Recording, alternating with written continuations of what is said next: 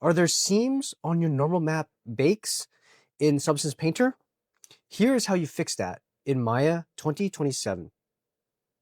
Select your object and go to Soften/Harden Edges Options.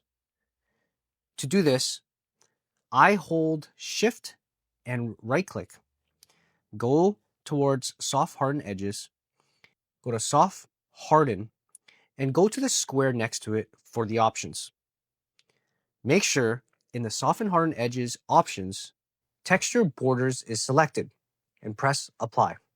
You will want to do this to all of your objects to make sure your normal maps bake nicely without the seams.